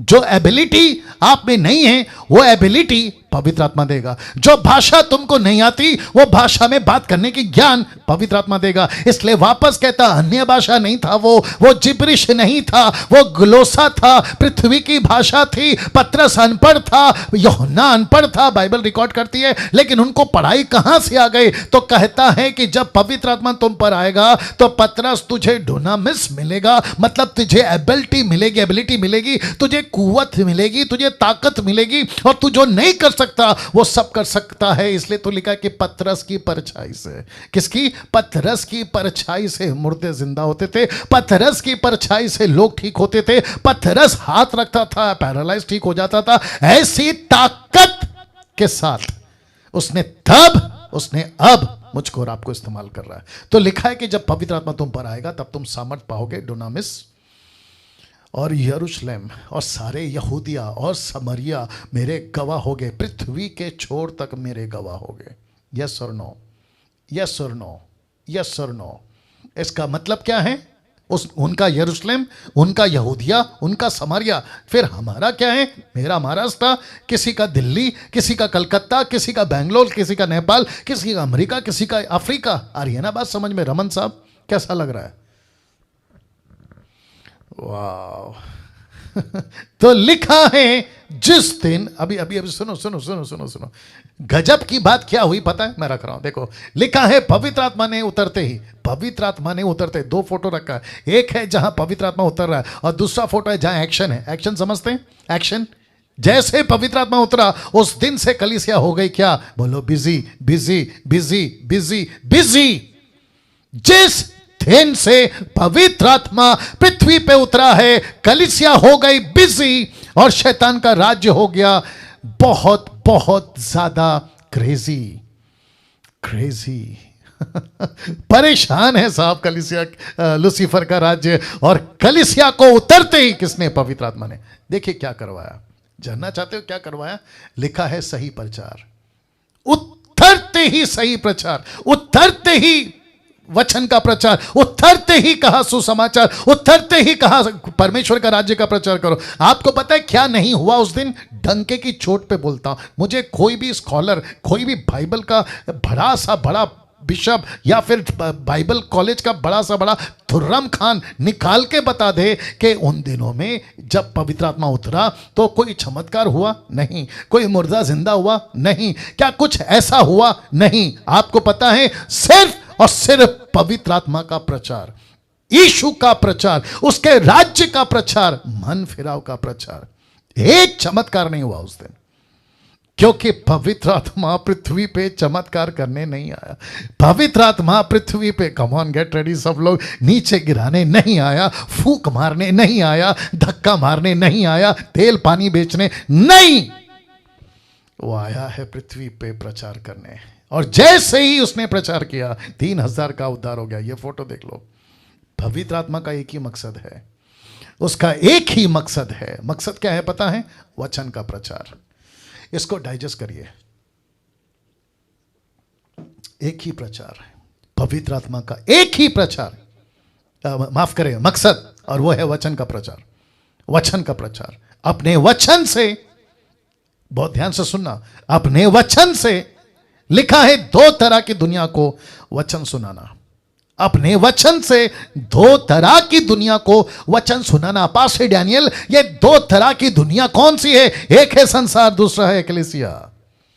एक है संसार, दूसरा है एक्लेसिया। एक है संसार, दूसरा है एक्लेसिया। यीशु मसीह का संसार एक्लेसिया, शैतान का संसार संसार। आप समझ गए होंगे। तो लिखा है परमेश्वर का पवित्र आत्मा पृथ्वी पर आया दो तरह के दुनिया को वचन सुनाने। अब इसको देखिएगा ना, अब यहां से हम और डेप्थ में जा रहे हैं और गहराई में जा रहे हैं। मुझे नहीं पता कि आप लोग कैसे ले रहे हो, बट ले लीजिए। लिखा है पवित्र आत्मा, बहुत ध्यान से देखिएगा, पवित्र आत्मा 3 टॉपिक्स के साथ आया था। मैं रिपीट करता हूं और ओपन चैलेंज है, कोई भी मेरे टीचिंग को गलत साबित करके बता दे। मेरे टीचिंग को जो मैं अभी दे रहा हूं उसको गलत साबित करके बता दे। पवित्र आत्मा इस पृथ्वी पे 3 टॉपिक के साथ आया। सबसे पहला यूहन्ना की किताब उसका 16 का 7 से 8 में लिखा है, तो भी मैं तुमसे सच कहता हूं कि मेरा जाना तुम्हारे लिए अच्छा है। अब देखो क्या लिखा, क्योंकि यदि मैं न जाऊं तो वह सहायक तुम्हारे पास ना आएगा, परंतु यदि मैं जाऊंगा तो वो तुम्हारे पास भेज दूंगा। वह आकर संसार को, बहुत ध्यान से सुनना, वह आकर संसार को तुम्हारे द्वारा, किसके द्वारा? आपके और मेरे द्वारा, संसार को तुम्हारे द्वारा पाप, धार्मिकता और न्याय। सो कौन सा टॉपिक है? पाप। दूसरा टॉपिक कौन सा है? धार्मिकता। तीसरा टॉपिक कौन सा है? न्याय। तो वापस रख दे रहा हूं, पवित्र आत्मा पृथ्वी पे 3 टॉपिक के साथ आया था। उसका पहला टॉपिक है पाप, दूसरा टॉपिक है धार्मिकता, तीसरा टॉपिक है न्याय। और लिखा है कि के विषय में, पाप धार्मिकता न्याय के विषय में निरुत्तर करेगा। कन्विक्ट, कन्विक्ट, निरुत्तर, कन्विक्ट करेगा। अब बात करते हैं एक एक की। तो सबसे पहला 9 लिखा है पाप के विषय में, इसलिए कि वे मुझ पर विश्वास नहीं करते। तो प्रचारक, मैं खुद को भी कह रहा हूं डैनियल राज, तेरी प्रचार को, आपके प्रचार को इस पृथ्वी के लोग नहीं सुनेंगे, नहीं मानेंगे, क्योंकि लिखा है पाप के विषय में, इसलिए कि वे यीशु पर विश्वास नहीं करते। क्यों? जवाब देखिए, क्योंकि पाप बहुत बढ़ जाएगा, लोग सांसारिक ज्यादा हो जाएंगे, एंटरटेनमेंट ज्यादा हो जाएगा, संसार की बातें ज्यादा हो जाएगी। और ऐसे युग में निर्जला जी, मैं आप जितने भी प्रीचर्स हैं, आप जब हम यीशु का सुसमाचार लेकर जाएंगे तो क्या ये मुझ पर आप पर विश्वास करेंगे? नहीं करेंगे। तो पवित्र आत्मा क्या कहता है? ओके, मैं आऊंगा और मैं जब पृथ्वी पर आऊंगा तो 3 टॉपिक के साथ आऊंगा और मैं उनको कन्विक्ट करूंगा। सबसे पहला क्या करूंगा? कन्विक्ट करूंगा। कन्विक्ट का मतलब क्या पता है? जब इनका न्याय हो रहा होगा ना, तो डैनियल तुझे खड़ा करूंगा। जब इसका अनिल का, सुनील का, राकेश का, मुकेश का, सलमान का, सलीम का, माफ करना किसी का अगर नाम है, मैं एग्जाम्पल के तौर पर ले रहा हूं, इन सबको जिसने मेरा सुसमाचार यूट्यूब वालों नहीं सुना, तो डैनियल तुझे सामने खड़ा करूंगा, निर्जला तुझे सामने खड़ा करूंगा, इस तरह आशा, रमन साहब, सुनील, सोलोमन, मैं तुझे खड़ा करूंगा और इनको बताऊंगा कि मैंने पाप के प्रति तुमको कन्विक्ट करवाया था। ओहो हो, मैंने पाप के प्रति तुमको कन्विक्ट करवाया था। बोला कब? बोला मुंबई में। बोला कहां? बोला महाराष्ट्र में, नेपाल में, अरे इधर कभी उधर। इसलिए एस्थर जी वापस कहता हूं, यीशु का प्रचार करने के लिए किसी के पाप से नहीं डरना है। मुझे लगा आप लोग ताली बजाओगे। किसी के पाप से नहीं डरना है। तो पाप के प्रति निरुत्तर क्यों करेगा? क्योंकि पाप बहुत बढ़ जाएगा। अभी तो कुछ नहीं है, अभी तो कुछ नहीं है। यीशु ने कहा सदोम और गमोरा, जैसा पाप वहां था ना वैसा फिर आएगा, जैसे नूह के दिन में था ना वैसे फिर आएगा। भयंकर मतलब भयंकर। तो ऐसे टाइम पे अब आप सोचिए, हम लोग कौन है? हम लोग कौन है? देख लो, हम लोग कौन है? हम हैं पौधे। कौन से पौधे? जिसको नहीं उखाड़ा है। किसने नहीं उखाड़ सकता? शैतान। लेकिन हम कौन से पौधे? यीशु के लगाए हुए। तो ऐसे पौधे हैं, जब हम यीशु की कलीसिया को, यीशु के लोगों को, 2 तरह की दुनिया को, संसार को और कलीसिया को पाप के प्रति कन्विक्ट करेंगे, पाप के प्रति कन्विक्ट करेंगे। एक मूर्ख सा आदमी यूट्यूब पे कहता है कि डैनियल राज पाप के ऊपर प्रचार करता है, लिमिट होना चाहिए, ऐसा होना चाहिए, वैसा होना चाहिए। अब आपको पता लग गया होगा कि ये कौन सा पौधा है। अब इसको देखिए, इसलिए प्रचारकों से पवित्रता का प्रचार ज्यादा करवाएगा, पवित्रता का प्रचार। दूसरे शब्दों में, हम प्रचारक कैसे होंगे? पाप के प्रति, पाप के विरोध में, पाप को बर्दाश्त न करने वाले। वो चाहे बाहर हो, आगे बोल दीजिए, कौन सी दुनिया? 2 दुनिया। एक कौन सी दुनिया? संसार। दूसरी कौन सी दुनिया? कलीसिया। इसलिए हम जैसों को रखा है, मुझ जैसे 10 टक्काओं को रखा है, ताकि कलीसिया की गंदगी साफ करते रहें। तीसरा, माफ करें, दूसरा लिखा है वचन 10 में, धार्मिकता के विषय में, इसलिए कि मैं पिता के पास जाता हूं। इसका मतलब क्या है? प्रचारकों से एक्लेसिया को तैयार करवाएगा। उद्धार, बपतिस्मा, चेला बनाना, चर्च प्लांटिंग, मिशन की बातें धार्मिकता के विषय में, इसलिए कि मैं पिता के पास जाता हूं। इसका मतलब क्या है? पवित्र आत्मा कहता है, यीशु जी आप तो पिता के पास चले जाओ, लेकिन पृथ्वी के ऊपर कलीसिया को मैं तैयार करूंगा। कैसे तैयार करूंगा? उद्धार की बातें करवाऊंगा, बपतिस्मा की बातें कराऊंगा, चेला बनाने की बातें कराऊंगा, चर्च प्लांटिंग की बातें कराऊंगा, मिशन की बातें कराऊंगा, मिशनरीज की बातें कराऊंगा। तीसरा, न्याय के विषय में, इसलिए कि संसार का सरदार दोषी ठहराया गया। इसको कहते हैं प्रचारकों से नरक का, स्वर्ग का, न्याय का, आग की झील का, इन सब का प्रचार करवाऊंगा। किससे? आपसे और मुझसे। इसका मतलब क्या है? कि शैतान जो है ना, वो दोषी ठहराया गया है। दूसरे शब्दों में पवित्र आत्मा कहता है, करो प्रचार नरक का, करो प्रचार स्वर्ग का, बताओ सबको न्याय होगा, बताओ एक आग की झील है, जाकर कहो कि इन सब का प्रचार तुमको करना होगा, ताकि शैतान दोषी ठहरेगा और सारे पापी लोगों का क्या होगा। ऐसी बातों को, ये जो 3 टॉपिक लेकर आया, एक है पाप, दूसरा धार्मिकता, तीसरा न्याय। कैसा लगा? सीधे कभी ऐसे एंगल से पढ़े थे? या ये डीटी में परमेश्वर आपकी और मेरी मदद कर रहा है ना। इसको देखिए, यूहन्ना 16 का 9 से 11 तक में आपको 3 दुनिया यहां पे मिल जाएगी। 16 से, यूहन्ना का 16 अध्याय वचन 9 से 11 तक में आपको यहां पे 3 दुनिया दिख जाएगी। अब एक दुनिया कौन सी है? संसार। दूसरा कौन सा है? कलीसिया। तीसरा कौन सा है? न्याय की दुनिया। इसका मतलब इसको कहते हैं फाइनल जजमेंट। तो एक प्रचारक को पवित्र आत्मा उठाएगा, एक प्रचारक बनाएगा संसार के लिए, उसी को फिर कहेगा कलीसिया को तैयार करो, फिर उसी को कहेगा कि दुनिया को बताओ कि एक दिन न्याय होगा, एक दिन न्याय होगा। तो इसका मतलब है संसार, कलीसिया, न्याय की दुनिया। वाह, संसार और न्याय के बीच, बहुत ध्यान से देखना, लिखा है संसार और न्याय के बीच खड़ी है। जरा देख लो, यीशु की कलीसिया किसके बीच खड़ी है? यीशु की कलीसिया। कौन सी कलीसिया? उसका किंगडम। कौन सा कलीसिया? उसका कैबिनेट। और लिखा है जिसमें यीशु ने अपने पौधे लगाए हैं। कौन से पौधे? खरी शिक्षाओं के प्रचारक के पौधे। My goodness, my goodness, my goodness. आप लोग कैसे ले रहे हो मुझे नहीं मालूम। पवित्र आत्मा आपकी मदद करे। आपको यीशु ने संसार और न्याय के बीच की दुनिया में खड़ा किया है। और कैसे पौधे हैं आप लोग? वो पौधे हैं जो सही शिक्षाओं के पौधे हैं आप लोग। मैं फिर कहता हूं, मेरा फोकस जब से मसीह मंथन स्टार्ट किए हैं, अब से और जब तक मैं जिंदा हूं, एक ही फोकस है, sound doctrine, sound doctrine, sound doctrine. खरी शिक्षा, खरी शिक्षा, खरी शिक्षा। अब इसको देखिए, अब यहां से एक और लेवल नीचे, मतलब डेप्थ में, आपको यह देखकर लगता होगा ये कलीसिया है। ऑफ कोर्स कलीसिया है। ये क्या है? जीसस का किंगडम। ये क्या है? एक्लीसिया। ये क्या है? जिसके चलते यीशु ने कहा जाओ पृथ्वी में फैल जाओ।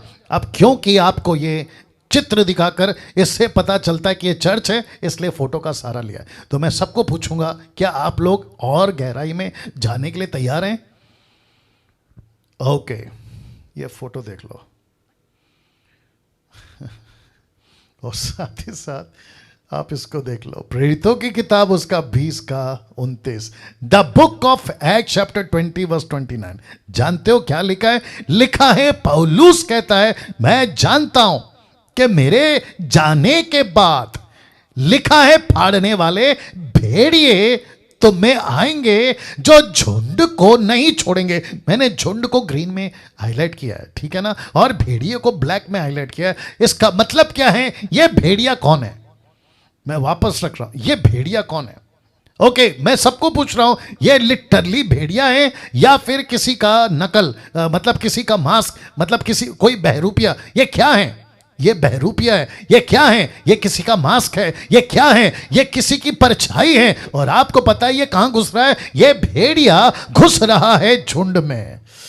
ओ हो, आशा जी जरा ध्यान दीजिए, रमन साहब जरा ध्यान दीजिए। लिखा है ये भेड़िया घुस रहा है झुंड में। ये किसकी स्टेटमेंट है? पौलुस की। यीशु ने भी कहा था मत्ती 7 के 12 से आगे, यीशु कहता है भेड़िया आएगा, भेड़िया आएगा। ये भेड़िया कौन है? मैं आपको बता दूं, ये ऐसा नहीं आएगा जैसे आपको फोटो में दिख रहा है। अगर ऐसा आएगा ना अस्तर जी, हम तो इसको कब का डंडे से मार के भगा देंगे। लेकिन ये कैसे आएगा पता है? जरा नाराज नहीं होना, ये आपको बुरा नहीं लगना चाहिए। ये आपको पता है कैसे आएगा? जिसको आप लोग फॉलो करते हैं ना, बड़े बड़े सेवक, सो कॉल्ड, ये वो, वाह। आगे आप समझदार हैं। ये ऐसे आएगा सूट बूट में, ये ऐसे आएगा, इसके हाथ में बाइबल होगी, इसके हाथ में ऐसा पावर होगा कि ठपाक ठपाक ठपाक ठपाक, आप समझ गए, ठपाक ठपाक, ये ऐसा होगा। और आप इसको देखकर क्या कहेंगे पता है? अरे क्या पावरफुल प्रीचर है, अरे क्या पावरफुल मैन ऑफ गॉड है, अरे अफ्रीका का, अमेरिका का, भारत का, अरे क्या चमत्कार करता है। इसके हाथ से तो तेल गिरता है, इसके हाथ से तो डायमंड गिरता है। अरे ये तो नाम ऐसे लेता है कि आपको क्या बताए, नाम पूछता तक नहीं है, मोबाइल नंबर तो टक टक टक टक बता देता है, गाड़ी का नेम प्लेट, नंबर प्लेट। बाप रे, सोच के देखिए आप। तो ये ऐसा है जो लिखा है भेड़िया घुसेगा। एक साथ बोल दो, कहां? झुंड में, झुंड में। ये किसकी झुंड है? ये यीशु की झुंड है। ये कौन सी झुंड है? जिसको यीशु ने कहा कि मैंने अपनी, जीसस क्राइस्ट, मैंने अपनी दुल्हन के लिए तैयार किया है, जिसको मैंने अपने लिए तैयार किया है। ऐसी झुंड में ये घुसेगा और मेरी कलीसिया को भ्रष्ट कर देगा। जैसे पौलुस ने कहा, मैं डरता हूं कि कहीं सांप जैसे हवा को फंसाया था, कहीं वो इनको ना बहका दे। अब आ रही है ना बात समझ में? तो मुझको और आपको हाथ में क्या उठाना होगा? बोल दीजिए, डंडा, डंडा। ये डंडे का नाम क्या है? वचन, वचन, वचन, वचन। पौलुस कहता है हमारी लड़ाई हड्डी मांस से नहीं है, मतलब इंसानों से नहीं है। हमारी लड़ाई किससे है? हमारी लड़ाई है अंधकार की ताकतों से। अंधकार की ताकतें किससे लड़ती है? डरती है। एक ही वेपन, वेपन का नाम क्या है? वचन, वचन, वचन। That's it. क्या बात है। तो लिखा है ये भेड़िया घुसेगा चर्च में, घुसेगा झुंड में, घुसेगा नम्र बनकर, घुसेगा चमत्कार के नाम से, घुसेगा आशीष के रूप में, घुसेगा क्या क्या बोलकर, अरे तुम्हारे साथ प्रभु है, अलाना है, फलाना है। और जीसस क्राइस्ट इसको इतनी जल्दी एक्सेप्ट कर लेंगे ना, ऑलरेडी कर चुके हैं। करेंगे क्या? ऑलरेडी कर चुके हैं, ऑलरेडी कर चुके हैं। अब इसको देखो, लिखा है गलत शिक्षाएं इस एकलीसिया में लाएगा। आपको प्रूफ देता हूं। पहला तिमोथी 4 का 1 से 2 में लिखा है, परंतु आत्मा, कौन सी आत्मा? पिनियोमा मतलब पवित्र आत्मा। लिखा है परंतु आत्मा स्पष्टता से कहता है कि आने वाले समयों में कितने लोग, बहुत ध्यान से सुनना, लिखा है कितने ही लोग बरमाने वाली आत्माओं, यह है आत्माओं, और पहला है आत्मा। तो वो कौन सी आत्मा? पवित्र आत्मा। यह कौन सी आत्माओं? जिसको कहता है प्लूरल, नॉट सिंगुलर, प्लूरल मतलब बहुत सारी दुष्ट आत्माओं और दुष्ट आत्माओं की शिक्षाओं पर। तो ये कौन है? ये भेड़िया कौन है? ये ऐसा बाइबल टीचर है लेकिन इसके अंदर है दुष्ट आत्मा। ये ऐसा एवेंजलिस्ट है लेकिन इसके अंदर है दुष्ट आत्मा। ये ऐसा बिशप है जो, लेकिन इसके अंदर है दुष्ट आत्मा। ये ऐसा अपोस्तल है लेकिन इसके अंदर है दुष्ट आत्मा। ये ऐसा वर्शिप लीडर है लेकिन इसके अंदर है ऐसी दुष्ट आत्मा। कौन कह रहा है? डैनियल राज नहीं। ये डैनियल राज नहीं कह रहा साहब। अगर तुमको मेरे विरोध में वीडियो बनाना है तो पौलुस के बारे में बनाओ, पौलुस को डांटो, मुझे नहीं। पौलुस कहता है दुष्ट आत्माओं की शिक्षाओं पर मन लगाकर विश्वास से बहक। शब्द को ध्यान दीजिए, लिखा है बहक। किसका डर था पौलुस को? इसी का, कहीं भ्रष्ट ना हो जाए। और लिखा है ऐसा, जीसस क्राइस्ट, ऐसा होगा तिमोथी, ऐसा होगा अंत के दिनों में कि बहुत सारे झूठे शिक्षक आकर कलीसिया को बहका देंगे। यह झूठे मनुष्यों के कपट के कारण होगा, जिनका विवेक मानो जलते हुए लोहे से दागा गया। मतलब एक होता है ना, निर्जला जी, एस्तर जी, रमन साहब, एक होता है ना, हम गलती करते तो हमको ऐसा लगता है ना, यार आज गलती हो गई, यार आज ऐसा बोल दिया, यार आज ऐसा, आता है कि नहीं आता अंदर? लेकिन इनको नहीं आएगा। पता है क्यों? लिखा है इनके विवेक को लोहे से दागा गया। इनका जो पत्थर, ये पत्थर का दिल नहीं है, इनका लोहे का दिल है। अब आप सोच के देखो, इनकी जमीर मरी होगी, इनका कॉन्शियस मरा होगा, इनका विवेक मरा होगा, इनको एहसास तक नहीं होगा। इसलिए तो 200-200 रुपए में पानी का बोतल कैसे बेच रहे हैं, 200-200 रुपए में तेल का बोतल कैसे बेच रहे हैं? इनका जमीर मर गया। इनको 15-15 हजार रुपए प्रार्थना के लिए क्यों चाहिए? इनका जमीर मर गया। ये कहते हैं डैनियल को मत सुनो, मुझ जैसों को मत सुनो। क्यों बोल पा रहे हैं? क्योंकि इनका जमीर मर चुका है। ये हैं झूठे लोग। अब बताइए अब ये फोटो देख लो आप। आज 90% कलीसियाओं में ऐसे ही झूठे सेवक दबे पांव घुस गए हैं। दबे पांव, आप फोटो देख लीजिए, दबे पांव। अब इनको कौन नहीं रोक रहा है? इनको कौन नहीं रोक रहा है? मैं आप लोगों से पूछ रहा हूं, इनको कौन नहीं रोक रहा है? खुद चर्च के लोग खुद चर्च के लोग। इनको चर्च के लोग क्यों नहीं रोक रहे? क्योंकि चर्च को एजुकेट नहीं किया गया। स्तर जी, इनको एजुकेट नहीं किया गया है। मुझे माफी कर दीजिए, मैं माफी चाहता। हो सकता मंगलवार से आप मेरे साथ में मत आइए, क्योंकि आप लोग वीडियो नहीं बना रहे, आप लोग प्रचार नहीं कर रहे, आप लोग यीशु की आवाज नहीं बन रहे यूट्यूब वालों। क्योंकि एक डैनियल कितना चिल्लाएगा, कितना कहेगा, मुझ जैसे 10% कितना कहेंगे। यही तो मकसद था मसीह मंथन का, कि हम सबको सड़क में निकलना होगा, हम सबको हाथ में डंडा उठाना होगा। क्योंकि ऐसे भेड़िए झूठे सेवक घुस गए और कलीसिया ने खुद इनको वेलकम किया है। क्यों करेंगी? क्योंकि कलीसिया को एहसास ही नहीं है कि ये सच्चा है, कि ये झूठा है। वाह! अब आप लोग सोचो कि आप लोग को अपनी स्पीड कितनी बढ़ानी है। मैं बोल बोल के थक गया हूं, वीडियो बनाओ, प्रचार करो। कुछ लोग कहते हैं मेरे से होता नहीं है, कुछ लोग कहते हैं मुझे शर्म आती है, कुछ लोग कहते हैं मेरी ताकत नहीं है, कुछ लोग कहते हैं मेरे पास पैसा नहीं है, कुछ लोग कहते हैं मेरी पर्सनैलिटी नहीं। अरे किसको चाहिए तुम्हारी पैसा, पर्सनैलिटी और तुम्हारा ये वो? सिर्फ प्रचार करो, दैट्स इट। खरी शिक्षाओं का प्रचार करो, दैट्स इट। यीशु का प्रचार करो। मैं जितने लीडर्स हैं, मैं सबको रिक्वेस्ट करता हूं, अपनी टीम को तैयार करो, अपने लीडर्स को तैयार करो। लड़का हो, लड़की हो, पुरुष हो, स्त्री हो, सबको तैयार करो। बुढ़ा हो, बुढ़ी हो, छोटा बच्चा, सबको तैयार करो और प्रभु के वचन के लिए। क्योंकि दबे पांव ये भेड़िए घुस चुके हैं, दबे पांव ये भेड़िए घुस चुके हैं। My goodness.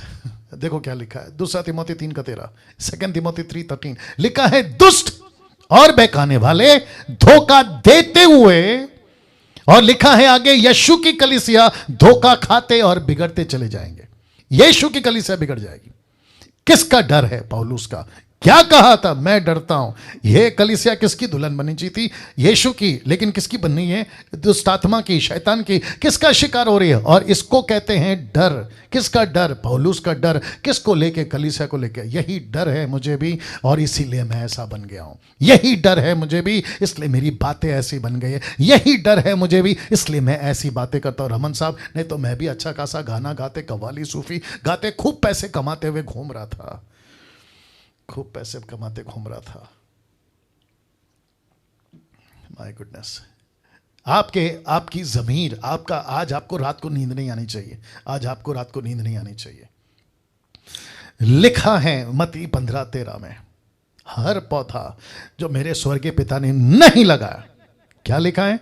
उखाड़ा जाएगा। राइट, उखाड़ा जाएगा। अब इसको देखो, लिखा है उखाड़े हुए पौधे। कौन से पौधे? उखाड़े हुए पौधे। इसको एक्सपोज करो, एक्सपोज करो, इसको एक्सपोज करो। इसको एक्सपोज कौन करेगा? मैं सबको पूछ रहा हूं, इसको एक्सपोज कौन करेगा? किसको? ये पौधे को एक्सपोज कौन करेगा? ये इसको एक्सपोज कौन करेगा? यस निर्जला जी, बिल्कुल सही कहा। सब लोग अपना हाथ लो और अपनी तरफ करो, अपनी तरफ करो, मुझे दिखना चाहिए, अपनी तरफ करो।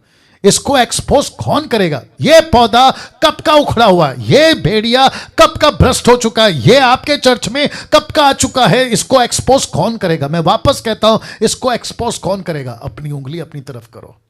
डैनियल राज नहीं करेगा। मैं कहां तक करूं? और तब जाकर मैंने ये पोस्टर रखा है, देख लीजिए। अगर अपनी भेड़ों को बचाना है, याद आ गया फोटो? अगर अपनी भेड़ों को बचाना है तो हाथ में डंडा उठाना होगा, हाथ में डंडा उठाना होगा। लिखा है यूहन्ना 10:12-13, जॉन चैप्टर 10 वर्स 12 and 13। कुछ लोग कहते हैं डैनियल भाई हाथ में डंडा हम क्यों उठाएं? तो तुम्हारे लिए वचन लिखा है, मजदूर जो ना चरवा है ना भेड़ों का मालिक है, भेड़िए को आते भेड़ों को छोड़कर भाग जाता है, भेड़िया उन्हें पकड़ता तितर बितर कर देता है। अब इसको देखो, वह इसलिए भाग जाता है। कौन? चरवा। वो इसलिए भाग जाता है कि वह मजदूर है और उसको भेड़ों की चिंता नहीं। लेकिन यीशु कहता है 10:15 में, इसी में कहता है, मैं भेड़ों के लिए अपना प्राण दे देता हूं। I give my life for the sheeps. Yeshu तो भेड़ों के लिए मर गया, तो क्या आप डंडा भी नहीं उठा सकते? यीशु जान दे गया, आप एक छोटा सा वीडियो नहीं बना सकते? यीशु क्रूस पे मर गया इस भेड़ियों को, शीप को इस भेड़िए से बचाने के लिए, ताकि शीप सुरक्षित रहे। यीशु ने जान दे दी। आपको इतनी तकलीफ है कि यीशु के लिए खड़े हो जाएं कि खबरदार भेड़िया, अगर तू मेरे टेरिटरी में आया, खबरदार अगर तू मेरे चर्च में घुसा अपनी गलत शिक्षाओं को, ऐसे डंडा नहीं उठा सकते यूट्यूब वालों। वाह, सही। इसलिए लिखा है कि उसको चिंता नहीं है, इसलिए वो भाग गया। मजदूर है ना, भेड़ों का मालिक थोड़ी है, भेड़ों का लिए जान थोड़ी दे सकता है। लेकिन एक था साहब जिसने अपने भेड़ों के लिए अपनी प्राण दे दी। अब इसको देखिए 20:28, इसलिए अपनी और अपने झुंड की चौकसी करो, इसलिए डंडा रखा हूं। लिखा है इसलिए अपनी और अपने पूरे झुंड की। कौन सी झुंड? आपकी झुंड, आपका घर, आपका झुंड है, आपके डिसाइपल्स आपके झुंड है, आपका चर्च आपका झुंड है, जिसको आप लीड कर रहे हैं वो आपका झुंड है। और इसलिए जिसके हाथ में डंडा होता है ना, उसके दूसरे हाथ में चॉकलेट नहीं होता साहब। जिसके हाथ में डंडा होता है ना, उसका मुंह, उसका चेहरा, उसकी पर्सनैलिटी सेंटा क्लॉज के बाबा की तरह नहीं होती।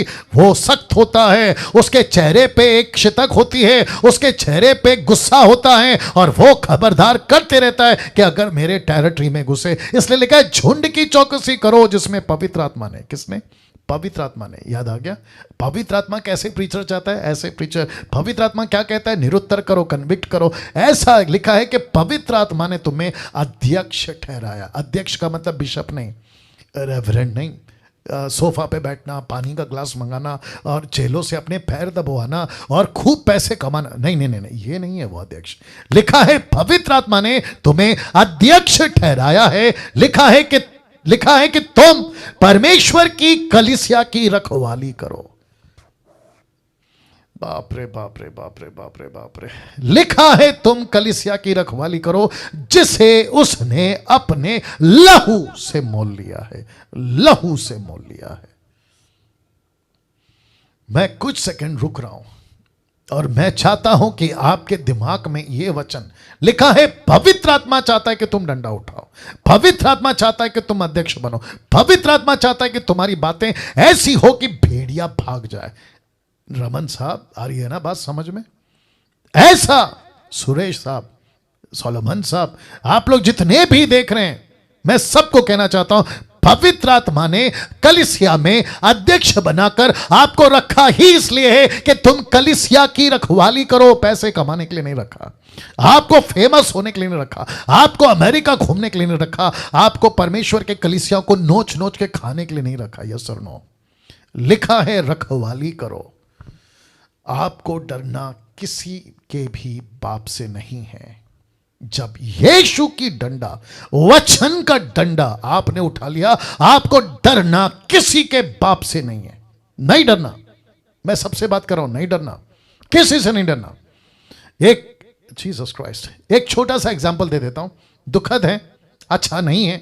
अपने देश के सिपाही थे, कम से कम 22 लोग मर गए। आपको याद होगा, इसी भारत के छत्तीसगढ़ के नक्सलाइट एरिया में बीजापुर के पास कम से कम 22 शहीद हो गए, 22 जवान शहीद हो गए। दुख की बात है। लेकिन जब मैं उनका इंटरव्यू, मतलब टीवी पे उनकी फोटो, उनकी डेड बॉडी, उनकी पार्थिव शरीर को जब भारत में, माफ करें, उनके घरों पर उनको जो है विदाई देने के लिए लाया गया, तो फोटो जब देख रहा था एक एक की, कोई 20 साल का, कोई 22 साल का, कोई 30 साल का, कोई 40 साल का। कम ऑन, ऐसी छोटी छोटी उम्र में ये लोग मर गए। किसके लिए? देश के लिए। किसके लिए? सुरक्षा के नाम पे मर गए। तब मैं सोचा, क्या हासिल किया इन्होंने? क्या क्या कर रहे थे? सुरक्षा कर रहे थे, नक्सलाइट से बचा रहे थे देश को, और जिसके चलते जान दे दी। उनके घर के लोगों को पूछेंगे ना कि भाई आपका बेटा मर गया, भाई मर गया, आपका पति मर गया, दुख है। वो क्या कह रहे होंगे? वो यही कह रहे होंगे, देश के लिए मर गया। तब मेरी बत्ती जली। सोचिए, आप और मैं पृथ्वी पर जीते हैं, यीशु के सेवक बन गए, और ऊपर से कितनी शिकायत है। मेरा नौकरी नहीं है, मैं क्या करूं? मेरे पास पैसा नहीं है, मैं क्या करूं? मेरा हेल्थ का प्रॉब्लम है, मैं क्या करूं? अगर ऐसा उनकी उम्र में सोचा होता तो वो देश की रक्षा कहां से करते, बताइए? यहां पे हम लोग दुख उठाकर परमेश्वर के लिए सेवा करने के बजाय शिकायतें कर रहे हैं, शिकायतें।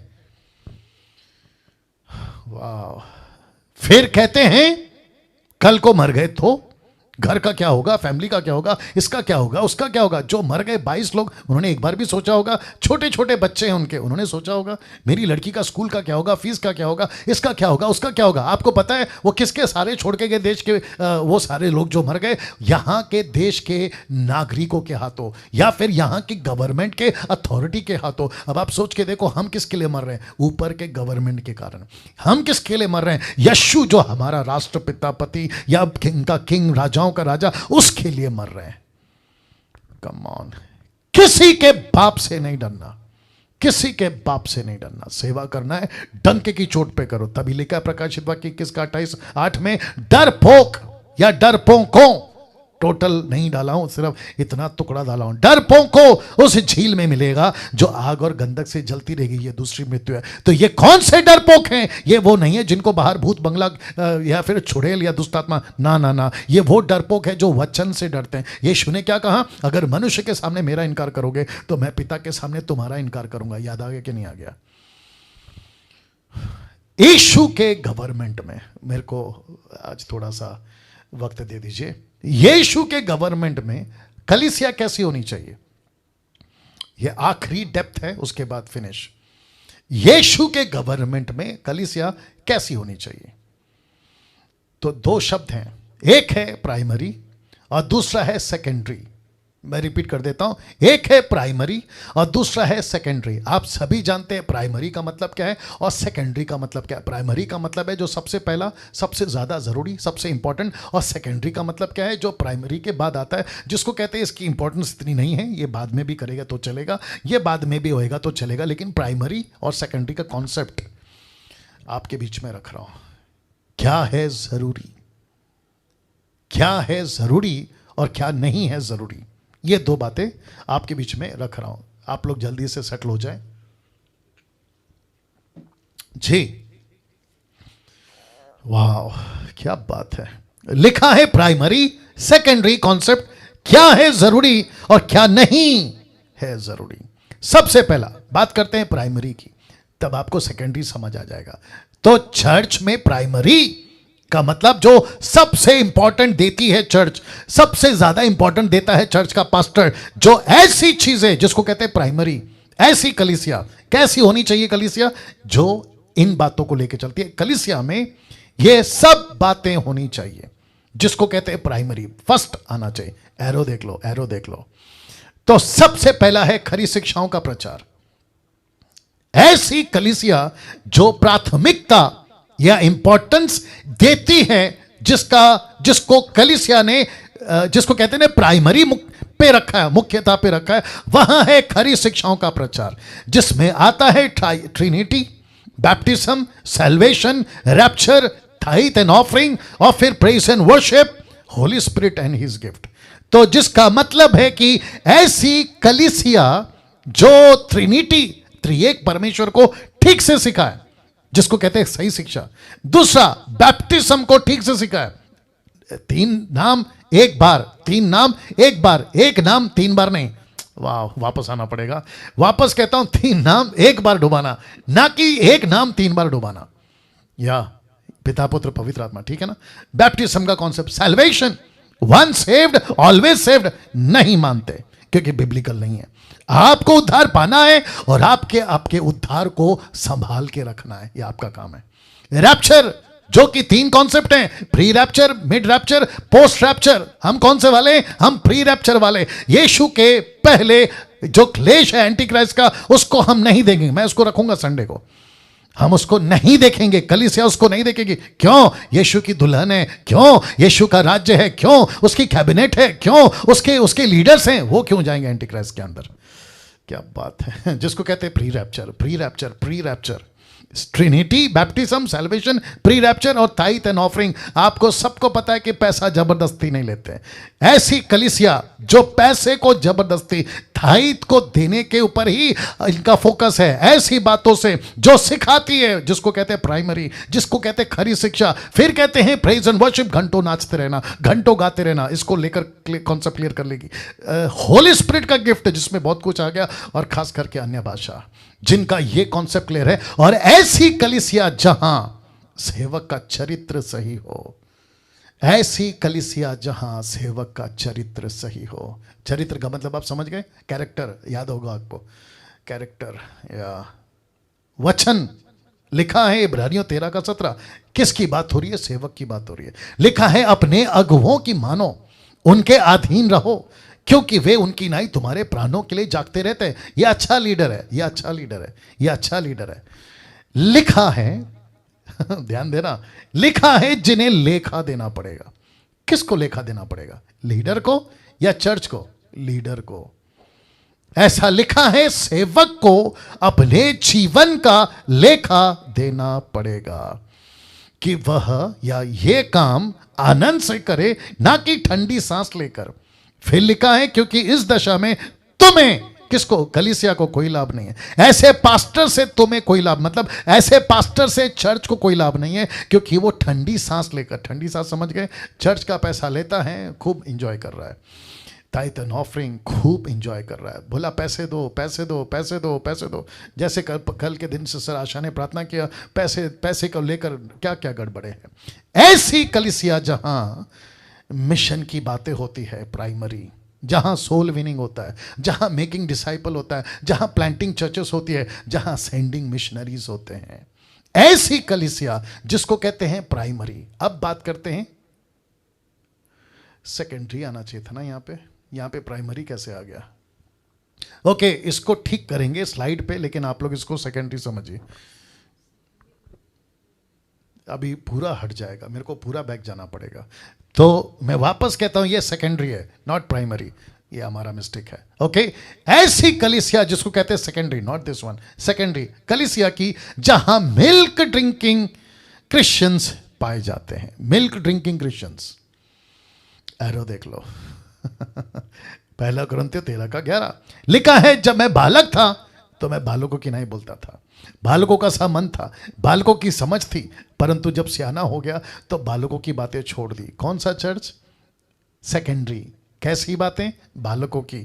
कैसी सोच? बच्चों की। कैसे लोग हैं? बच्चे टाइप के, इनको मुझ जैसे प्रचारक की बातें समझ में नहीं आएंगी, इसलिए तो उल्टी सीधी हरकतें करते।